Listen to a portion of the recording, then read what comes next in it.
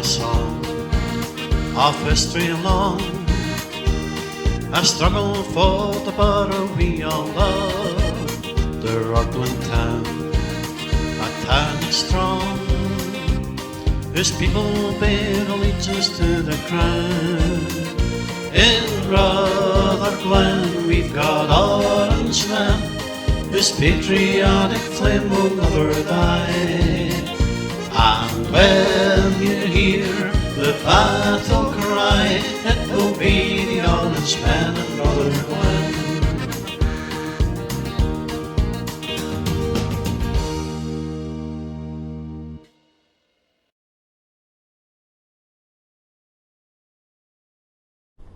Hi everyone and welcome back to the Orangemen from Rutherglen as we continue to tell the stories of the Orangemen and women from Rutherglen.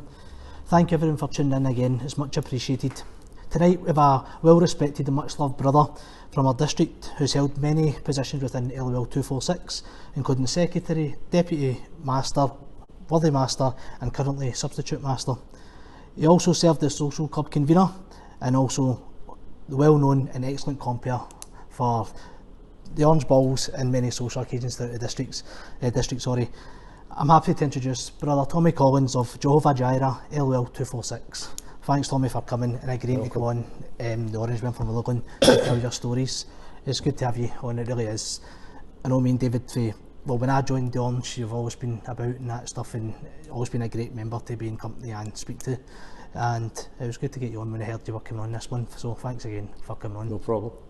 So we're just going to go way back because, believe it or not, up until just now, you're the first one on the podcast that's actually been a member of the Junior and Juveniles in Rutherglen. Right. Which, because nobody else, they've all sort of joined her from Castmilk and stuff like that, so it's good to have somebody that's actually came through the youth fairs. So do you have any memories about your time in the Juvenile Lodge?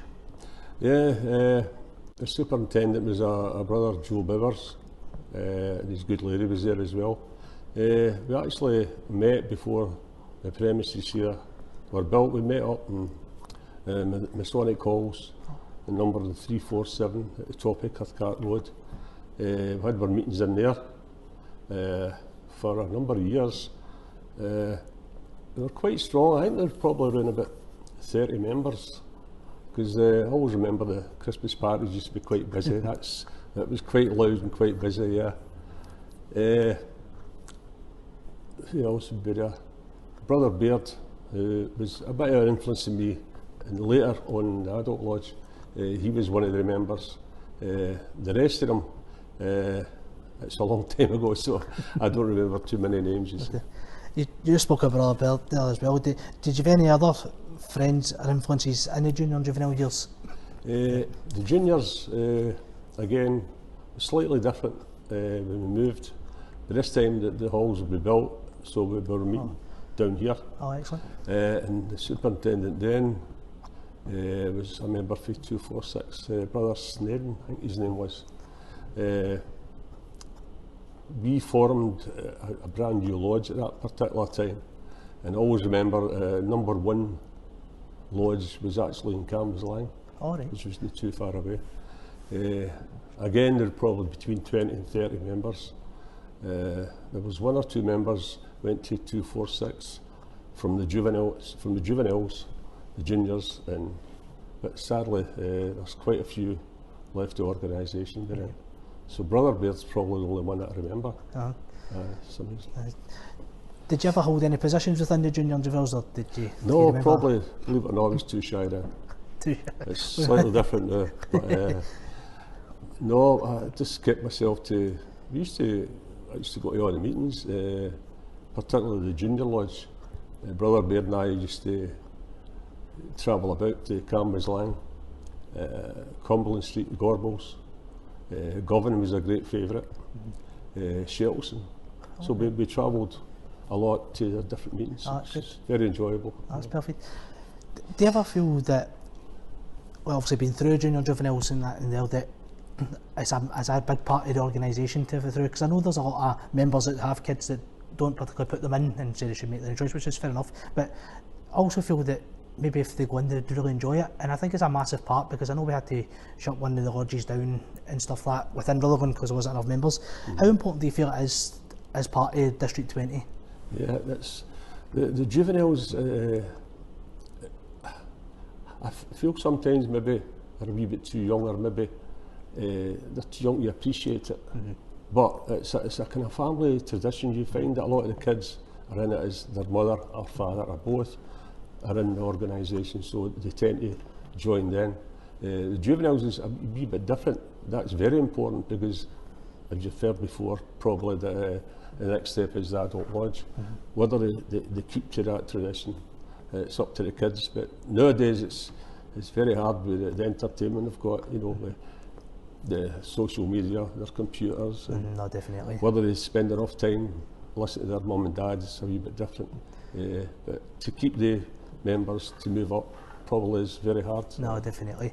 I think that's it, you're fighting with a different era now, in it, just in it, and it's hard. But I think the ones that are in it, when you speak to them, and when they've done the Christmas episode as well, and a lot of them done the sort of the pictures of it now in the background, and they seem to really enjoy it. And I think a lot of people don't realise that there probably would be a lot of enjoyment in it for the kids if they came along. But it's always just to hear somebody's roots actually came through, because it says you're the first one, so it's good to actually get a wee insight into it. Did you have any parade when you were younger, being in juvenile? Because I don't know, would you been a cod boy at the time during that? Would that something that happened during like your time as being in a junior and juveniles? Because I know a cod boy, did you know, used to like, because I know it stopped like the dancing with the cords and stuff like that, but I think when I speak to people who were in it, they always say, I loved being the cod boy, the big walk day and stuff like that. But I don't know if that happened to you. I didn't do it a lot. I think I only done it once, to tell you the truth. Because at one time, when I was a young lad again, I was in the Bluebell, so if I wasn't walking as in the Orange, I was probably playing in the band. No, perfect. At 16 you chose not to transfer into the adult lodge. Was there any reason in that? There's a couple of reasons actually. When you're a young teenager, you know, you're looking for maybe a girlfriend, blah blah blah. My work, I went to London for 3 different spells. Ended up with Shetland, so it was one side of the country, another side. So obviously wasn't suitable. I didn't see the point of joining and no attending, so I'd rather get 100%. So I left that until I was settled down a bit, you know, a wee bit older and wiser. See, I think that is a major part as well, was like the dedication and like to be, a lot of people think it's just the parades and things like that, but being in the meeting in the hall is where it all happens. So if you can't dedicate yourself, then it's probably definitely the right thing to probably do at the time. I think so. No, definitely. You mentioned a wee bit there before, but you remember the Rutherglen Bluebell flute band as well. What made you join the band? I don't know what it's been, but my family has probably never been Orange, and the greater family, aunts and uncles, very few. I think one uncle and one cousin. A big family. To let you know the picture, but the family, my dad was one of 21, so it was a massive family. Letter for the King and all that, carry on. But very few Orange, and I don't know what it made me join the Orange. I think it's probably a wee bit funny really, because just along the road where Quarry now in Brownsdale is just now, years ago it used to be prefabs, and I moved from King Street down there. So when, for instance, when they were building this hall, I used to play in the sand that built this hall. You know, that's how crazy it was. So I was always close to the Orange, and any time, even before I moved down, when I heard the flute band, I just had to go and watch and listen. I just thought it was tremendous. So I maybe took it for there. Then in those days, the Bluebell was basically up around about the same place as 347, where the juvenile Orange met, which is basically across the road. They had their own hut, the Bluebell hut, and you could hear them practicing. It's definitely every Sunday. During the week, I'm not too sure. But when I joined, we played free music, and we had to go to a guy, old Johnny Maxwell, his name was, in Pinkerton Avenue, where we had to study music, and he would teach us the flute. You know, so it all stemmed from there. And I mean, the first time I went to Belfast, I was probably about 8-9 years old. In the old boat for the Broomielaw. It sounded really old here, but that's the way it was. So it stemmed from there. Then later on, I joined another band for a wee while that started in Rutherglen Truth Defenders for a couple of years. It was a kind of breakaway band for the Bluebell. And after that, when I come back, as I say, interested as an adult, I went straight back into the Orange. You know. No, because definitely the Bluebell, excuse me, they play a massive part in this place as well. They really do, and they always help the lodges as well. And it's good to find a member that actually been in the Orange and the Bluebell to get that wee connection, because they do a lot for not just the lodges but the social club. And then recently through this sort of pandemic, helping the sort of older members through this. So we also thank the Bluebell for that as well. And absolutely. It's good to hear somebody that's actually been in the Bluebell as well. You spoke about being in Belfast there at 8 or 9. Have you any other fond memories you've been in the band? In the band? The band, that's a kind of hard one. I was a bit young. That was probably the best memories when we went over in the boat. Apart from being seasick. It was rough in the days. You left at 6 o'clock at night and you arrived basically 5, 6, 7 in the morning. And you went off the boat and you paraded right away as soon as you come off the boat. And I've been to places like Ballymoney, Ballymahina, and we used to go to barns to practice. It was incredible. It was, and you stayed with people you didn't know, who eventually become friends nowadays. Definitely. But it was an experience for a young guy. Just a wee quick one on that. I've just remembered the guy, Mr. Wally Wallace, who played the cymbals. He asked me to polish his cymbals. And I was, as I say, about 9-year-old.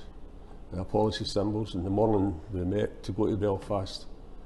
I handed the cymbals over, and he gave me half a crown, which is 2 6 old money, which works out at 12.5 pence. Well, I thought that was absolutely fantastic. I was just spending money for So Belfast. that was my memory of that one. That's brilliant, isn't it? It's just, you think, you're saying that 6 at night to about 5, 6 the next morning travelling, and some people complain about going tours now. It's mental, isn't it? So, in 1984, you returned to the Orange by joining Jehovah Jireh 246. What made you feel was the right time to rejoin? Probably older and wiser, I would say. I've been friendly with Brother Baird since primary school, and approached Brother Baird and asked him if I was interested in joining. And he said, "You proposed me, you know." But the way it worked out, he kept me hanging about for about 3 months. So I eventually got back to him and I said, why have you not put me through? He says, well, that was a wee bit of a test to make sure you really wanted to join the Orange in 246. So I done it deliberately, which I thought was a good idea. No, definitely. I think you hear of most of that a lot in the older generation as well. At a time when people going to make sure that your commitment was definitely there, and it's not a bad thing, to be fair, as well. Definitely. Why did you choose 246? Why 246? I don't think there's any. Probably again through Brother Baird, because he's a member, and I knew 1 or 2 members that was in it, probably at that time. And there was a lot of people in it at that time. When I joined in '84, there was roughly 110, 115 members in 246. Aye, that's some numbers in it. 255 are even bigger. King William's own LOL 255, Great Lodge. We've always been a wee bit of, how do you say it, argy-bargy amongst us. But we've gone well. They were a bigger lodge. They had probably 120, 122, something like that. So 2 massive lodges at that particular time, you know. I knew quite a lot in 255, but again, probably through his Brother Baird, and he said he would propose me, so I went to his lodge. So is it, and he's a great esteemed brother as well, so it's not a bad thing to follow with Brother Baird, that's for sure. When you were in 246 the early days, was there any trips or parades that you really enjoyed, being in the Orange as an adult and going, oh, I really enjoy this? Right. Or was it being the meetings, or was there anything that made you like stick so long as well? Or was it just like you just knew this was the time? No, I just knew I was ready for the Orange, and I think the Orange was ready for me. There was one time which was probably unusual. We had friends through one of our members who were in Barrow and Furness in the north of England, and the father came from Rutherglen. They moved in there to the work, and they wanted to open a new lodge. And it turned out We went down on 2 different, maybe even 3 different occasions. And we took the Bluebell, we took a lot of members down. We had 1 or 2 single-decker coaches went down.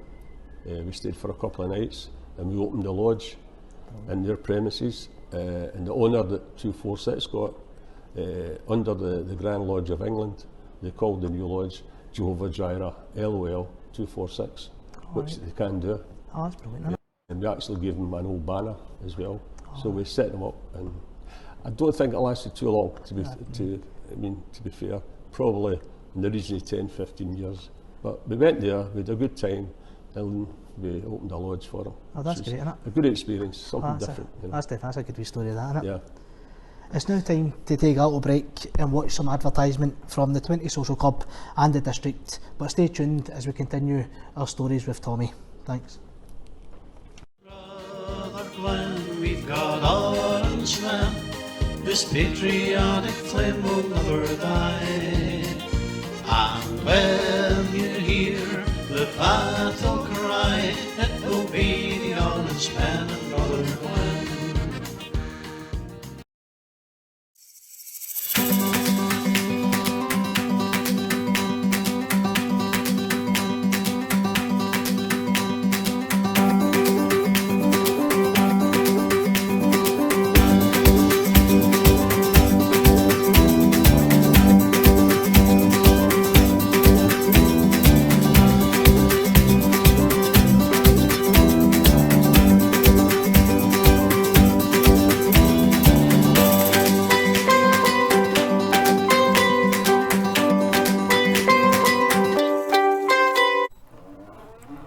Hello, welcome to the 20 Social Club.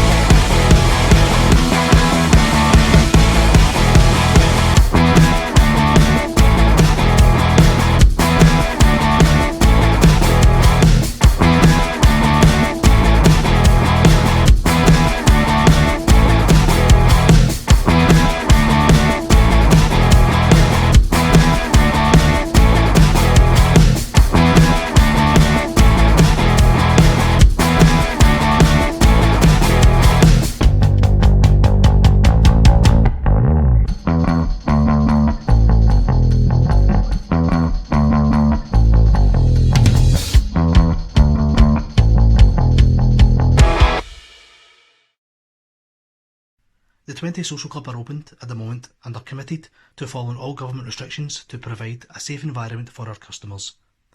Therefore, some aspects in our advert, such as live entertainment, may not be available until restrictions are lifted. Please remember facts for a safer Scotland.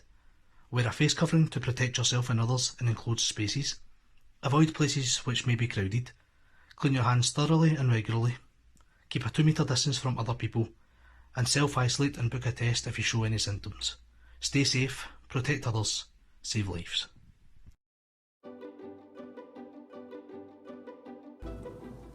Our town, our culture, our traditions, our history, our members. For the first time ever, the members of Rutherglen Orange and Purple District 20 can tell their stories to you as part of Rutherglen's first ever podcast. Join me, Jason Hamilton, as I meet the Orangemen from Rutherglen at 6 p.m. on the first Sunday of every month, live on the District's Facebook, Twitter and YouTube pages.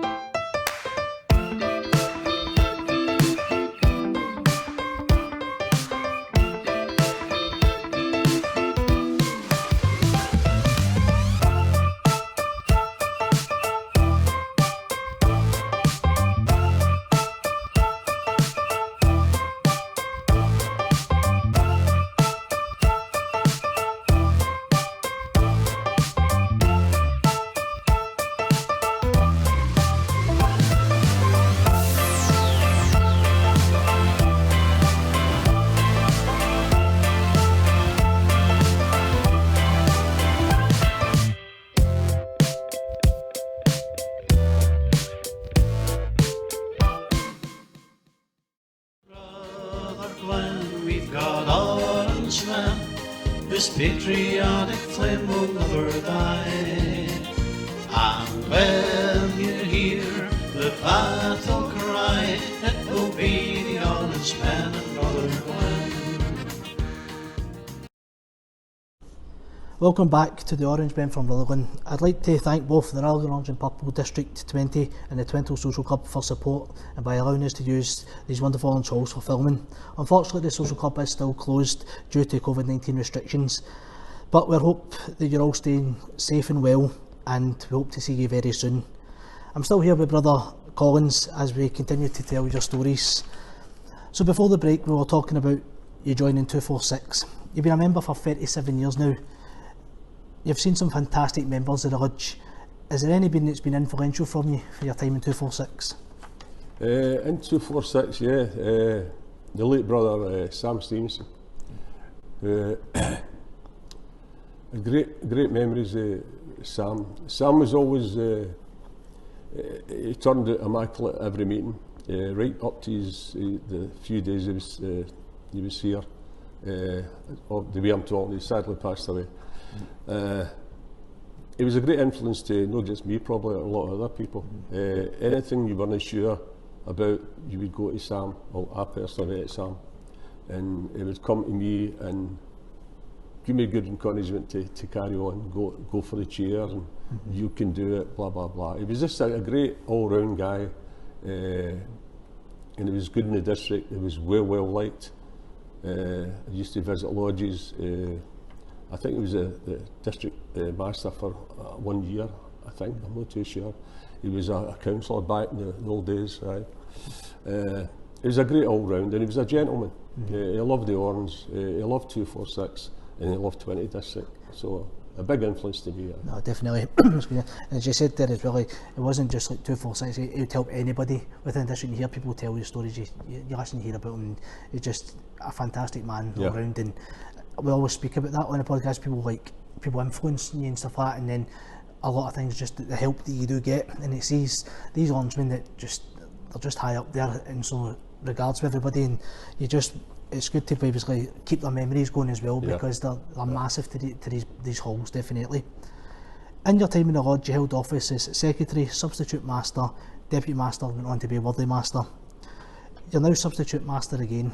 How important do you feel is for members to be more active in the lodge and not be maybe that scared to take positions? It's very, very important.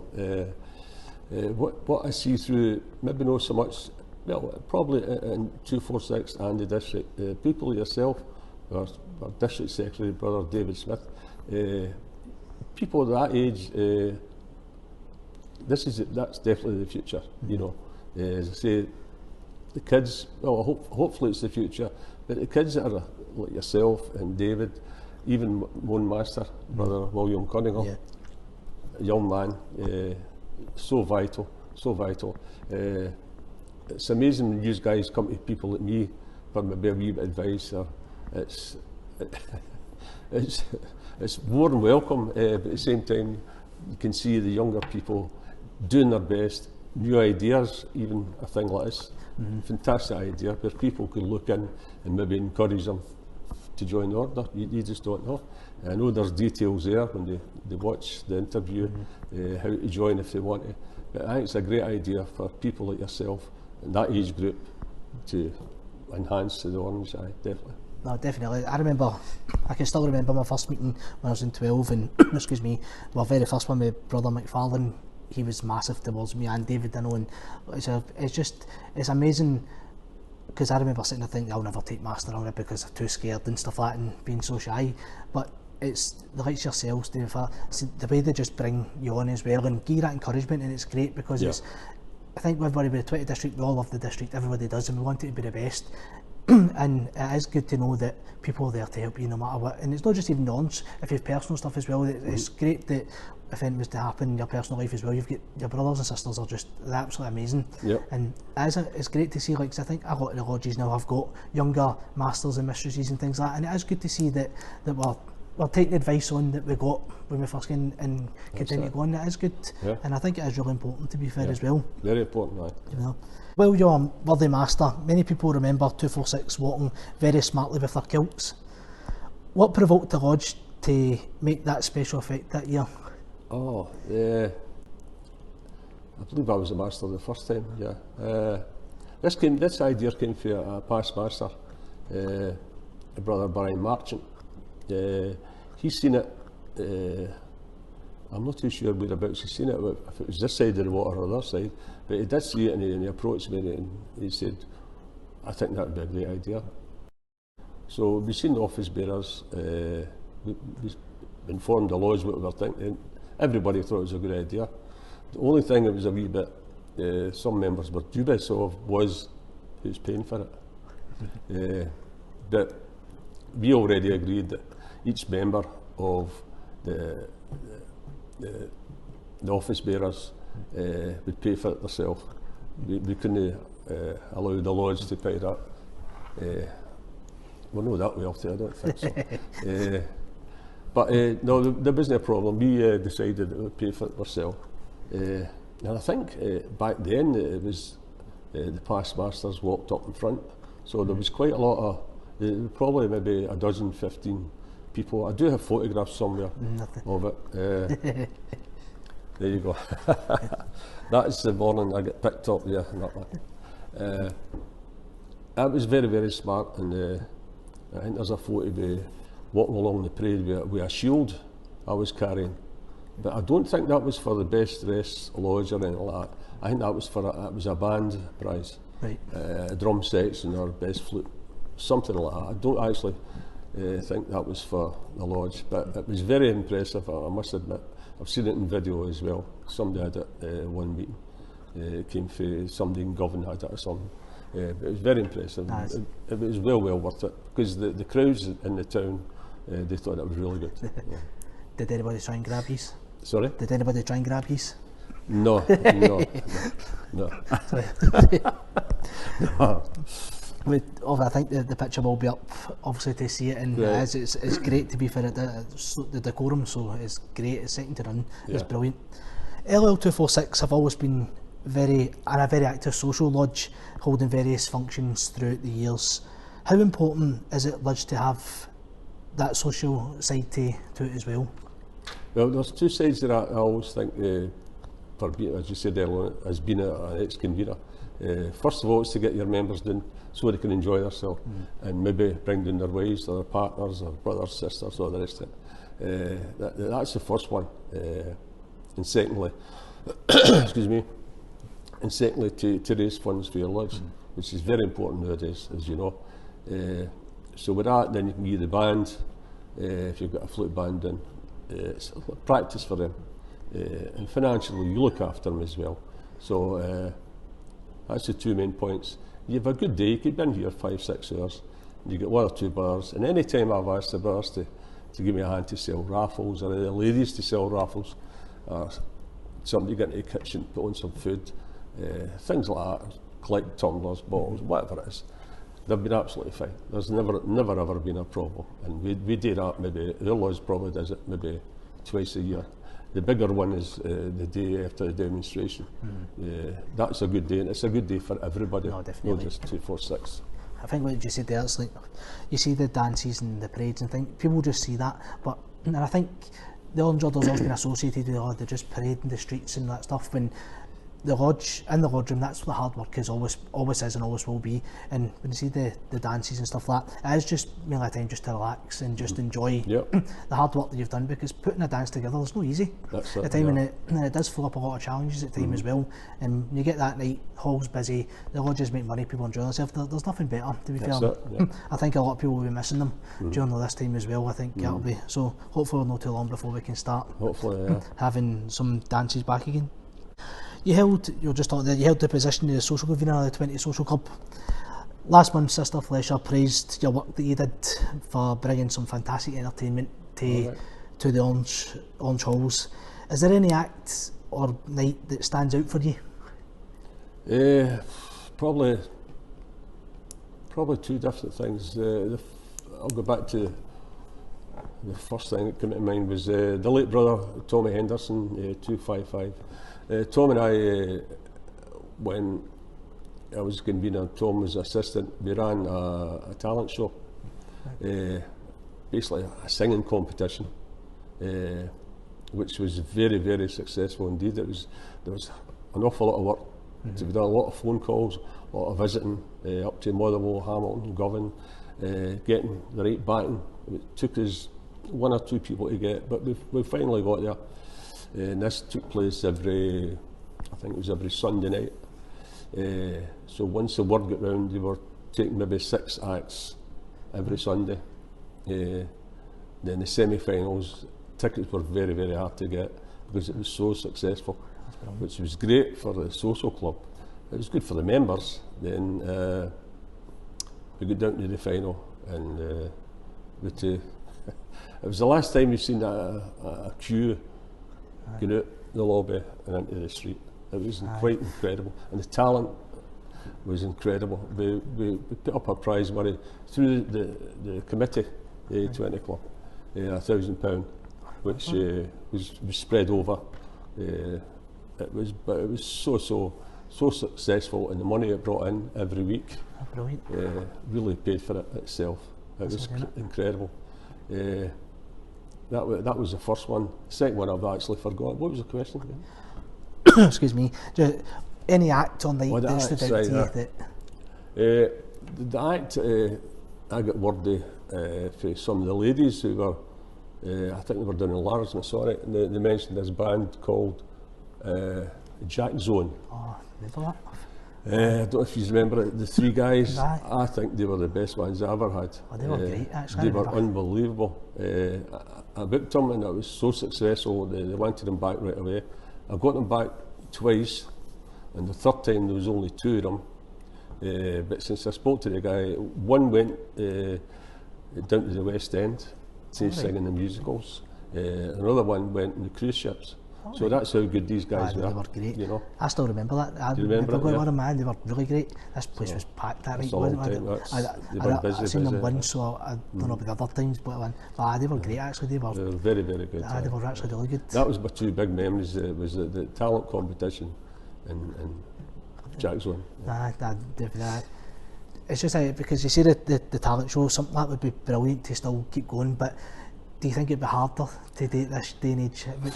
That took a lot out of me because basically, I mean, Tommy's not yet fancy himself, but I'm quite sure he would agree with me. The phone calls and the visits we had to do was a lot. If you were busy, you've got to look after acts, you've got to get the timing, you've got to get they've got to see the keyboard player, for instance, who is no longer playing. He became a lawyer, a guy called Brian Black. It'd be very, very hard, very hard. That's some money for even back then, that £1,000. That's big money. Even if you've done one just now for that kind of money. That was the budget. But in saying that, the club probably made a couple of thousand. You know, but that's good though, isn't it? It's business. You've got to pay people to I mean, when you do a competition like that, it's not a set fee they get. It's they get expenses, but you've got a backing band to pay all the time. You know. There's a lot of work. I don't think I'd be fit enough to do it anyway. But for somebody else to do it, fine. But karaoke sort of took over the live music, things like that. There's a lot of things in it, but very successful. And for somebody to come in and watch a show where you get 6 acts, definitely, you know, free of charge. You know, that's brilliant to be fair, isn't it? I think in the final, the semi-finals, the finals, we'd probably put a modest fee on it. I'm not 100% sure. But very enjoyable. Can you remind who won it? No. Sorry? Can you remind who won it? No. It was a young lady who won it. And I actually remember the name of the song. She actually stole the show, was Perfect. It's got to be perfect. Oh, right. That was the song that won it. In the night, the final, the compere was Graham Davison. Oh, right, okay, superstar. So he compared it with the usual white jacket on. You know. There's 1 or 2 photographs. Young Graham Davison brought in the photographs. All the acts and me and Tom, we were Dickie Boys on that. We'd done it the right way, you know. It's a great experience. Okay, that's great, isn't it? That's brilliant. You're also responsible for starting up the Thursday Club. Oh, Can you tell us how did that start up? oh. I actually started up in Masonic 116. The lady up there that particular time approached one or two people, no me at the beginning, because I used to work up there Right. on a part-time voluntary basis. Was a Thursday afternoon. It was basically maybe 15, 20 people. We play the bingo, a raffle, maybe get some singers up. But it kind of started to escalate. Then she left the club, and things went a wee bit. The club weren't sure if we could continue up there if she wasn't there. So what we done was brother Billy Duncan, Master at 255, and my partner Grace Hill at 173. We approached the late Graham Bissett up at his bar up the road, and everything we wanted he was going to give us.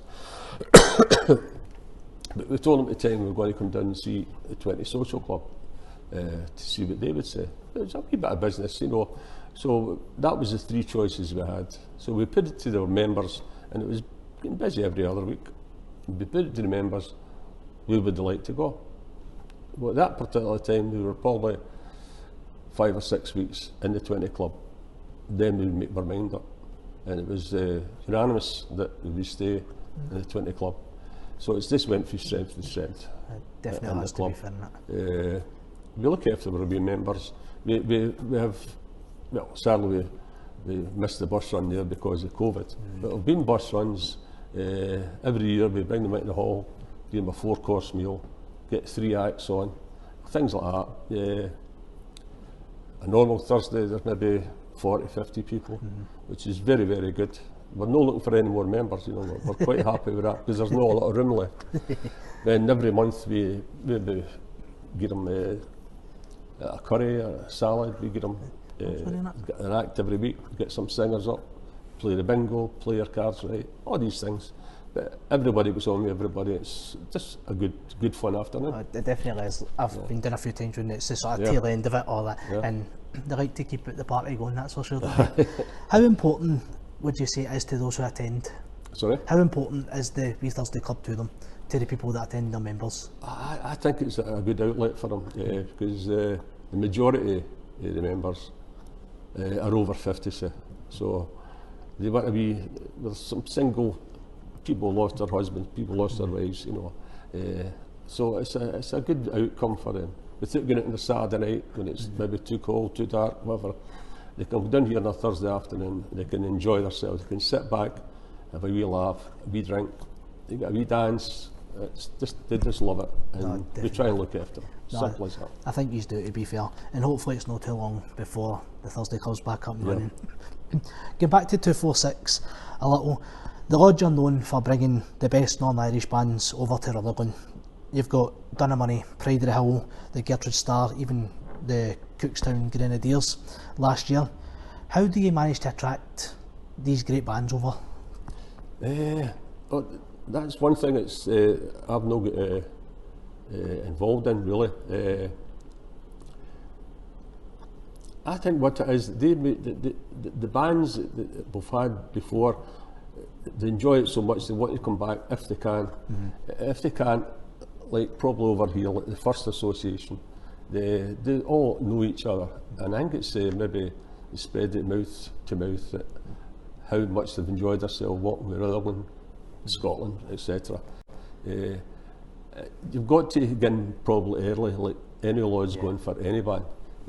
But we seem to be, I don't know, it's the reputation we've built up over the years, but as you say yourself, we get some great bands over the years. I mean, this has been on for, I don't know, it must be 25, 30 years we've been getting good bands, and we never, I don't remember a bad Northern Ireland band over here. They've all been very, very good, and they behaved themselves, which No, is a definitely. big thing. You know. No, it's great. As I said, I know that the Pride of the Hill have been over. They were over for Pride of the Hill, yeah. they were over for a right good time. And then when Dun Money came, I don't think many people in Scotland knew about Dun Money. Well, I know I didn't, but even in Rutherglen, Dun Money, they came and they blew the place away. So they did like, It's a big band. they were great. And I think a lot of people really loved them. And then you said a really close connection with Pride of the Hill and things like that. And it's good. As you say, it's like probably just the way that they are treating them, because they also treated her really well, and they're obviously followed big here as well,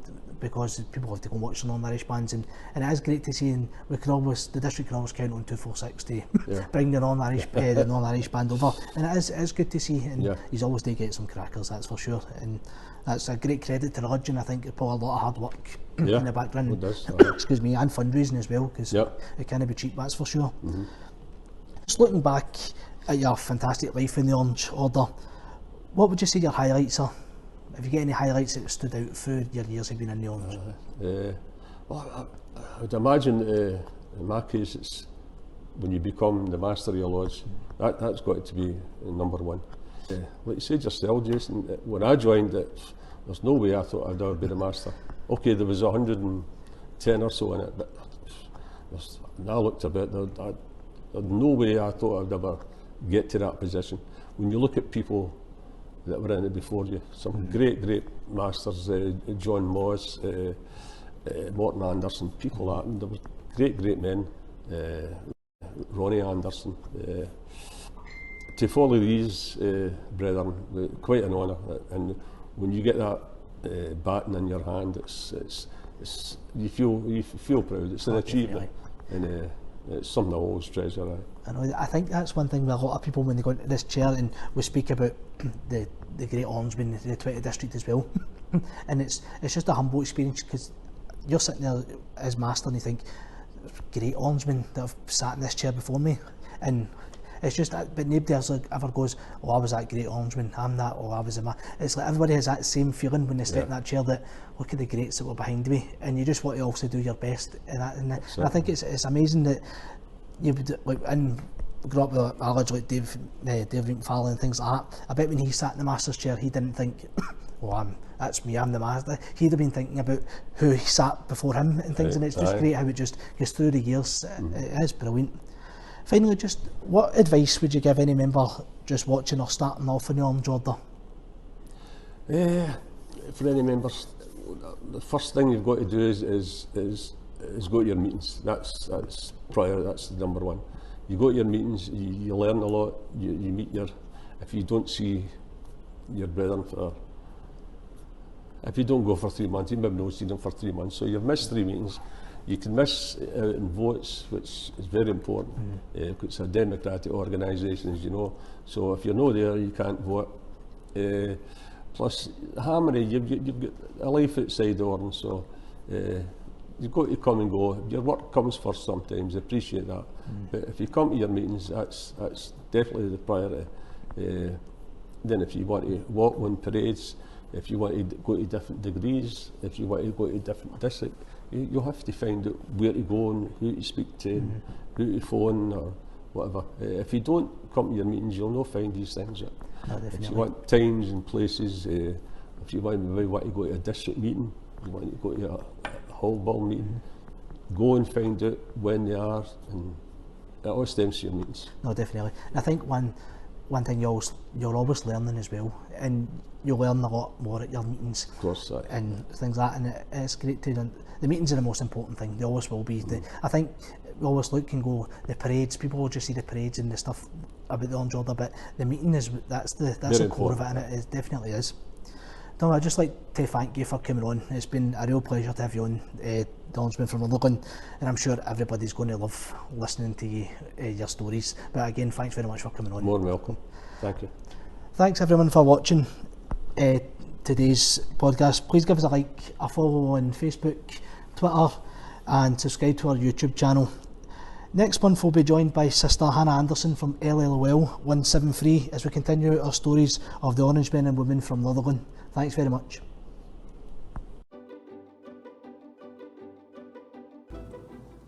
Our town, our culture, our traditions, our history, our members. For the first time ever, the members of Rutherglen Orange and Purple District 20 can tell their stories to you as part of Rutherglen's first ever podcast. Join me, Jason Hamilton, as I meet the Orangemen from Rutherglen at 6 p.m. on the first Sunday of every month, live on the District's Facebook, Twitter and YouTube pages.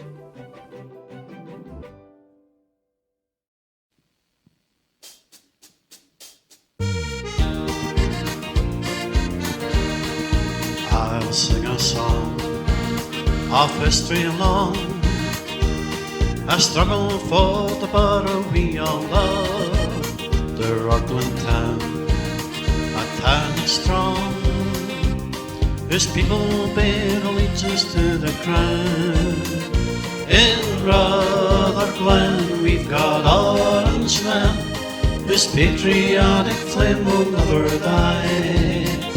And when you hear the battle cry, it will be the Orangemen and Rutherglen.